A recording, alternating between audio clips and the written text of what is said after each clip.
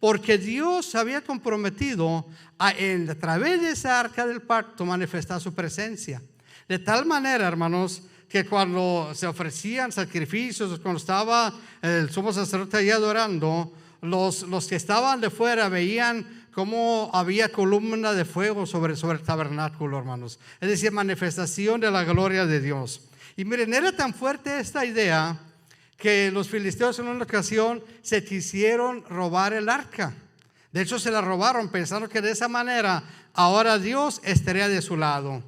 Pero si usted ha leído esos pasajes, se arrepintieron de haberlo hecho, hermanos. Se robaron el arca, la pusieron en el templo de su dios Dagón, y dice la Biblia que al día siguiente Dagón estaba tirado en el piso, hermanos, inclinado.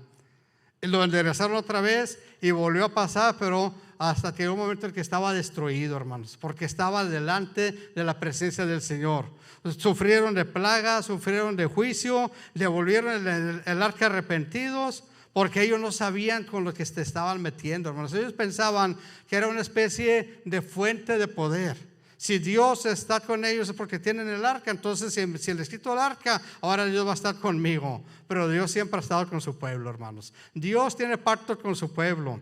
Y miren, y es tan fuerte esta influencia que hasta el día de hoy se han hecho películas, se han escrito novelas, hermanos, que no le quedó al arca, que si la tenían los nazis, que si la tienen unos monjes budistas, que en dónde está. Pero es porque la gente tiende a relacionar a Dios con objetos. Pero el arca en sí no era más que un objeto, hermanos, en el que Dios manifestaba su presencia. Pero al final de cuentas Dios se puede manifestar con o sin arca, hermanos. Pero aquí lo interesante es que los sacerdotes podían entrar al lugar santo.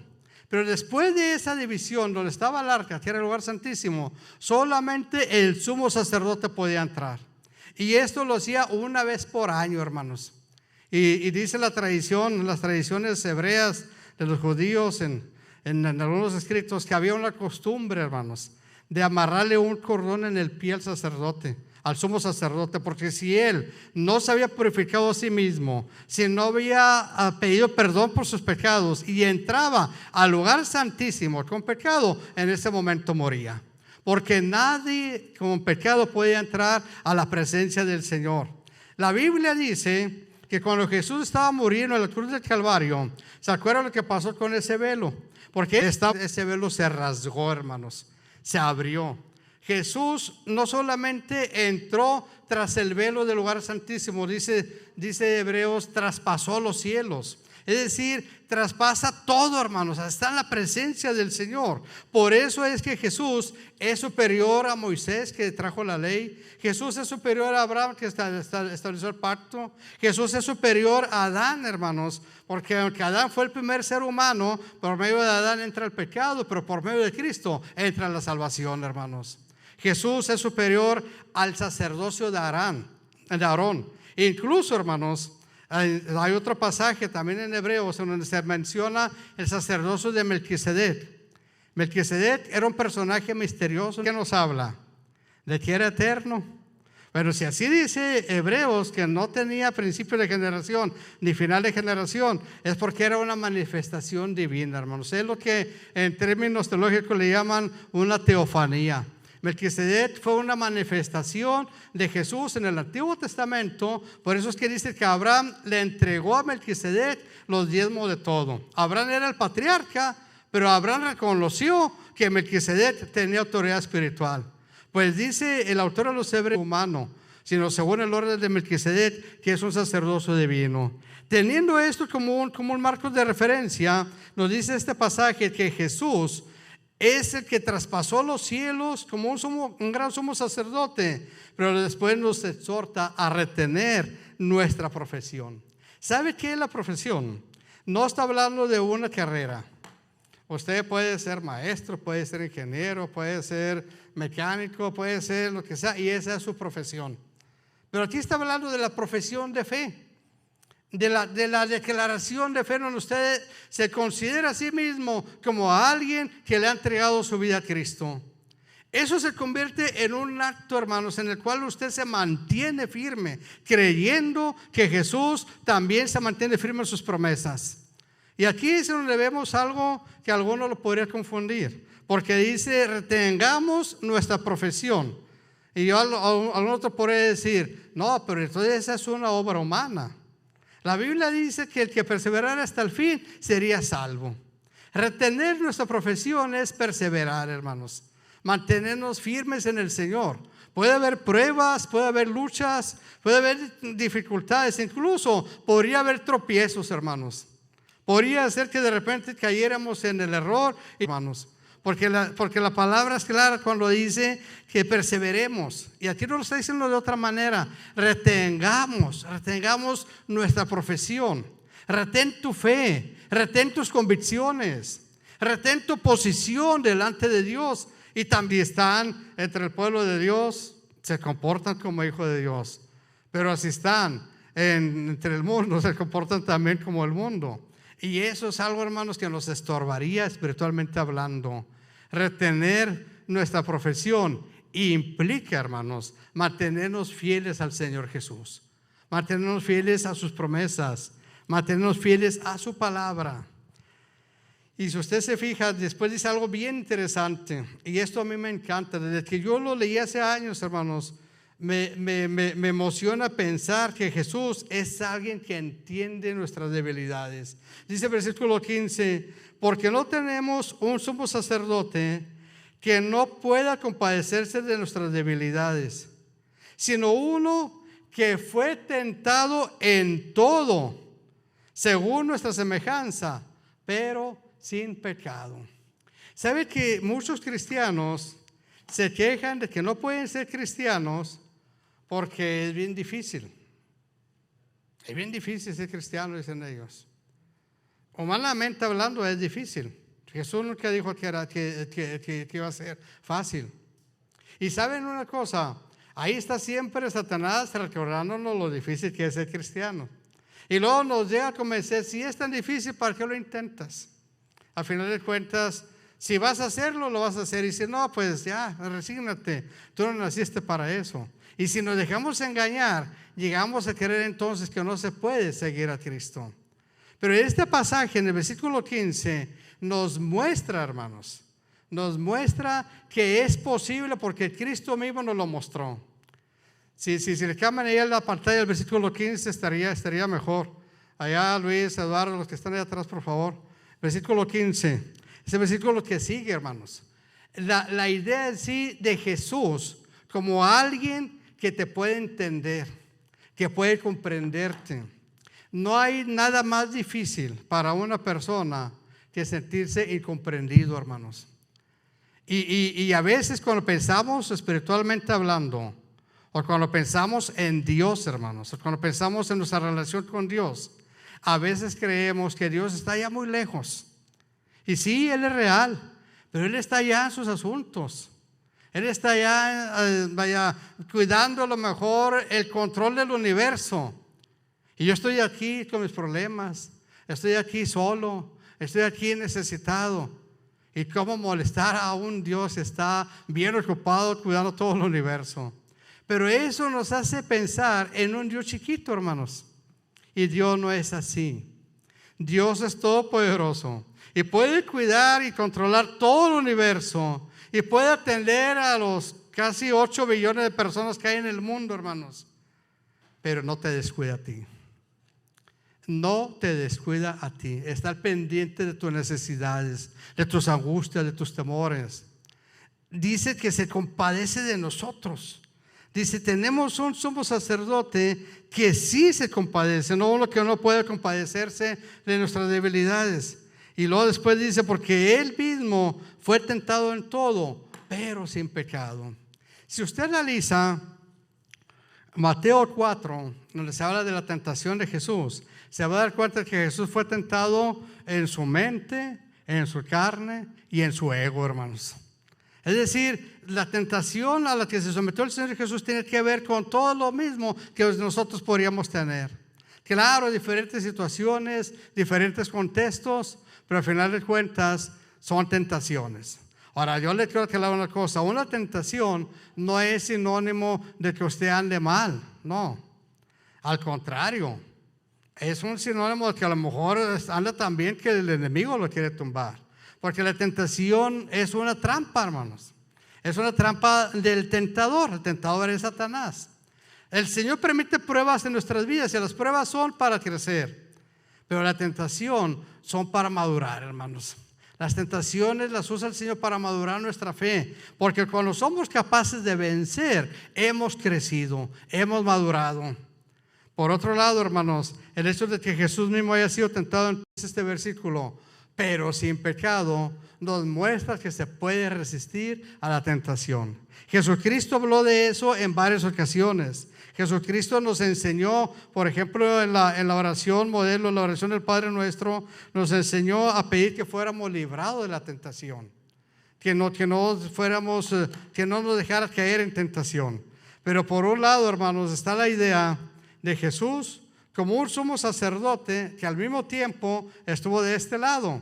Estuvo como alguien que luchó con la tentación, que se resistió, porque dice la palabra que él a Satanás le respondió con la palabra. Satanás le dijo: si eres hijo de Dios, haz que esta piedra se convierta en pan. Lo estaba tentando con su hambre, con su carne.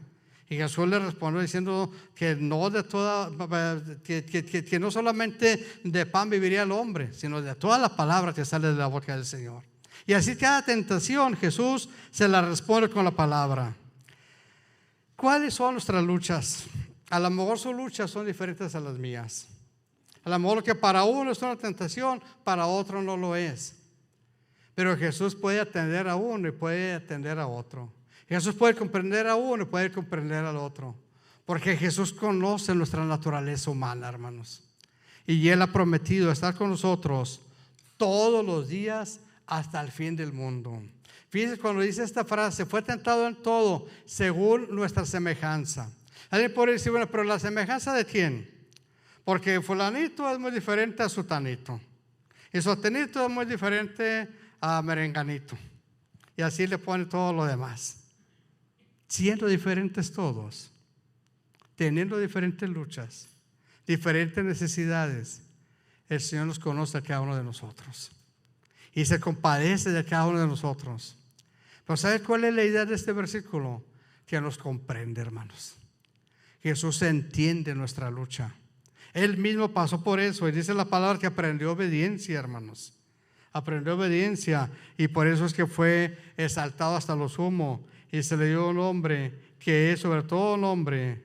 Dice, para que en el nombre de Jesús se doble toda rodilla, hermanos. Toda rodilla de lo que está en el cielo, en la tierra y hasta lo último de la tierra, hermanos. El Señor Jesús nos puede llevar a situaciones difíciles, permitir situaciones difíciles, pero nunca dejarnos. El caso de Abraham. Abraham fue llevado a una situación difícil, hermanos. Una situación, una prueba difícil, pero el Señor estuvo con él. Y así alguien podría decirme: bueno, ¿y qué pasó con Pedro? ¿Por qué Pedro sí cayó en la tentación? ¿Por qué el Señor le dejó caer en la tentación? Bueno, pero es porque iba a pasar por un proceso en el que después iba a comprender la importancia de depender del Señor Jesús. Jesús no rechazó a Pedro después de que él había caído en el negarlo. Por el contrario, lo restaura y lo pone a pastorear a sus ovejas. La bendición del Señor es que Él conoce nuestras luchas, pero también conoce nuestra disposición, hermanos. Conoce nuestras disposiciones. Es una bendición que nos da el Señor Jesús. Conoce nuestro interés en mantenernos firmes en su presencia. Mantenernos firmes caminando en fe, por fe y para fe, hermanos. Y eso es algo que nosotros tenemos que entender, de que ser cristiano, decíamos al principio, es difícil. Sí lo es, pero no es imposible. ¿Sabe por qué? Porque el Señor está con nosotros. Y Él se interesa en nosotros. Se compadece de nosotros.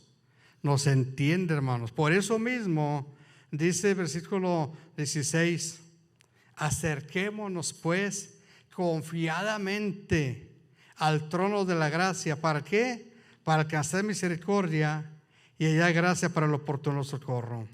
Tenemos la gran bendición de que nos podemos acercar confiadamente. Cuando el arca del pacto estaba en el tabernáculo, como les digo, los gentiles no se pueden acercar ni al tabernáculo. mucho menos a entrar, hermanos. Y entraban solamente los que iban a ofrecer sacrificio al lugar santo, pero el lugar santísimo nadie podía entrar.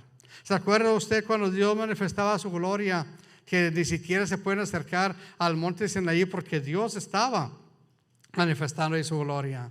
Y ellos veían el poder de Dios, veían la gloria del Señor, pero solamente a Moisés se le permitió estar ahí. Y Josué estaba a la mitad del monte, o todo el pueblo estaba abajo, hermanos. No se permitía ni siquiera que los animales se acercaran. Pero hoy es diferente.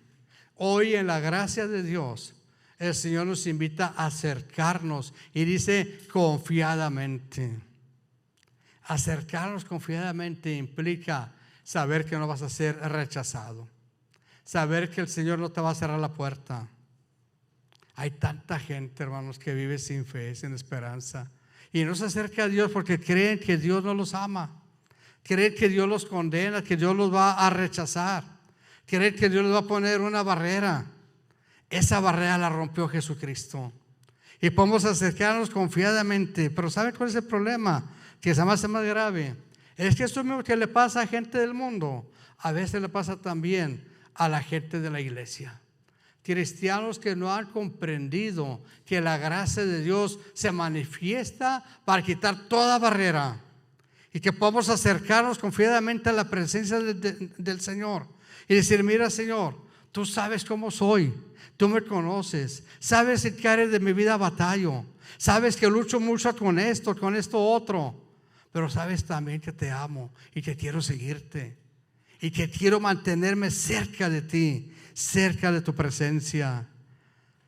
Cuando nos acercamos al Señor, hermanos, confiadamente, es para alcanzar misericordia y hallar gracia, dice, para el oportuno socorro. Si pusiéramos esto en nuestros términos, diríamos: cuando tengas necesidad, cuando sientas que necesitas del Señor Jesús, acércate a Él. Nadie te lo puede impedir, nadie te puede detener. Nadie te puede decir: no, si quieres acercarte al trono de la gracia, primero tienes que hacer esto, primero tienes que hacer esto otro y luego después esto otro. No, tal y como eres, dice el Señor, acércate confiadamente. Vas a encontrar gracia, vas a encontrar misericordia, vas a encontrar la respuesta de Dios para tu vida. Ninguno de nosotros es perfecto, hermanos. Eso lo sabemos. Pero sabemos que Dios es perfecto y fiel a sus promesas. Y Él nos ha ofrecido su gracia, su amor, su misericordia para todo aquel que la quiera recibir, hermanos. Para todo aquel que la quiera experimentar. Y no solamente es para que seamos salvos, no. Aún los que ya somos salvos, tenemos que recordar que vivimos en una vida de gracia, hermanos.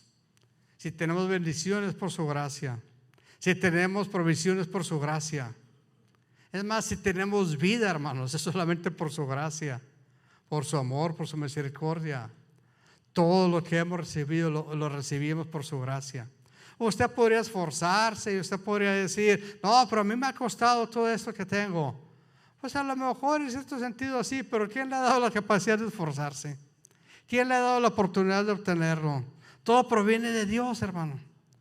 Todo proviene del Señor. Dice la Biblia: toda buena dádiva y todo don perfecto provienen del Señor. ¿Sabe cuál es el problema de muchos por lo cual no se acercan al Señor? Es porque Satanás les ha engañado, haciéndoles creer que no son dignos de Él. Ese es el arma número uno que usa Satanás. Trabaja nuestra mente haciéndonos creer que porque somos débiles y porque hemos cometido ciertos pecados, entonces esas son las pruebas de que no podemos acercarnos a Él. Pero eso es hacerle caso a Satanás.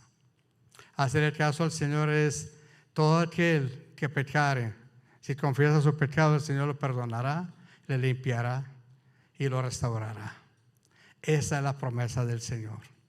Entonces yo me vengo acercando a la gracia del Señor y de repente Satanás me dice: ay, ahora sí ahí quieres venir, acuérdate de esto, acuérdate de aquello, ahora sí quieres que te perdonen. Si yo le hago caso a Satanás, me voy a devolver. Pero si yo vengo acercándome a la gracia del Señor, Y el Señor me dice: el que me viene no le echo fuera. Eso me va a motivar a buscarle. Eso me va a motivar a mantenerme firme en lo que he creído y así retener mi profesión.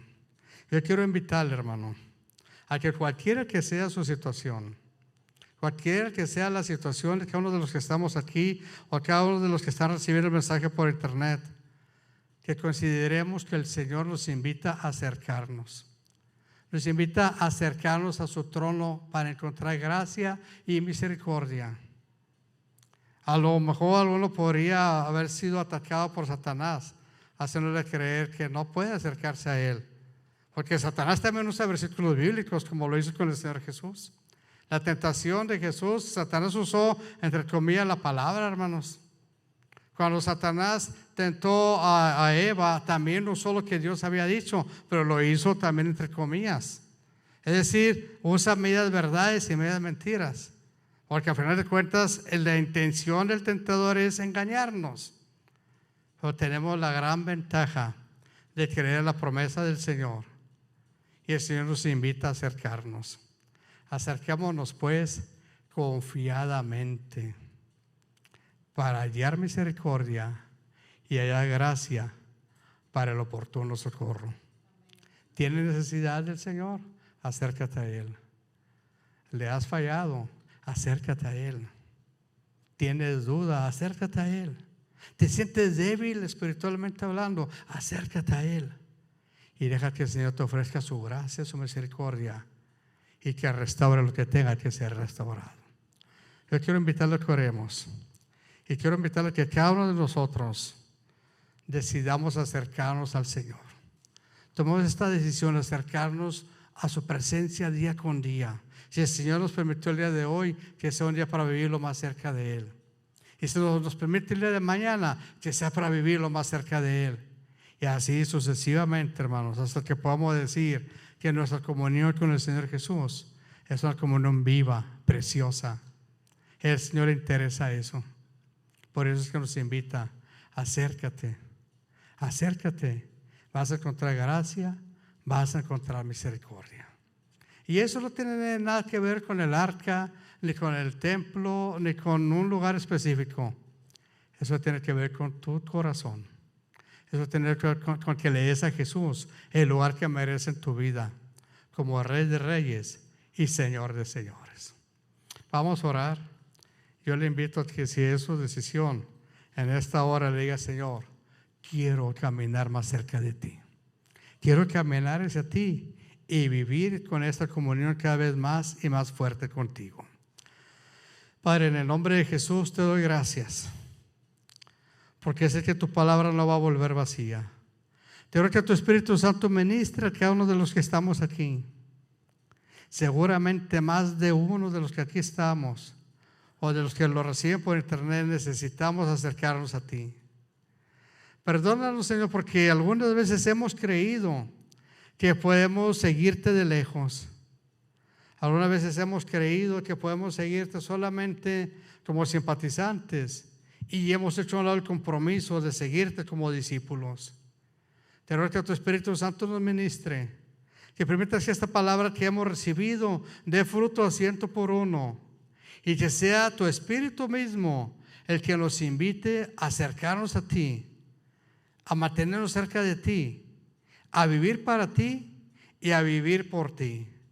Te ruego que tú nos ministres, y que si hubiera alguien que por alguna situación personal, por alguna situación que solamente esta persona y tú conocen, siente que está lejos de ti, te ruego que tu Espíritu Santo en esta hora a esa persona le haga sentir que tú estás cerca de él, que le haga sentir que le estás al alcance de su mano y que solo es cuestión de que se decida a mirarte a ti y a seguirte a ti y caminar hacia ti para sentir que se ha acercado y así encontrará gracia y misericordia para el tiempo de necesidad. Te ruego que tú nos ministres, que permitas que vayamos a nuestros hogares con la seguridad de que tu amor va con nosotros y que tengamos esa confianza y esa convicción de que tu palabra va a dar fruto a 30 por 1, a 60 por 1 y a 100 por 1, tal y como tú lo enseñas en nuestras vidas. En el nombre de Jesús te ruego que nos despidas en paz y que vayamos a nuestros hogares con la seguridad de que el amor del Padre, la comunión del Hijo y la unción del Espíritu Santo van con cada uno de nosotros. Amén. Amén. Dios le bendiga, hermanos. Estamos despedidos. Saludémonos los unos a los otros y recordemos la importancia de mantenernos caminando cerca del Señor Jesús, acercándonos a Él, porque Él siempre está esperando, invitándonos a que caminemos junto a Él. Recuerden que tenemos el estudio bíblico a las 5 de la tarde. Si vos te acompañamos, será también de bendición. Dios les siga bendiciendo.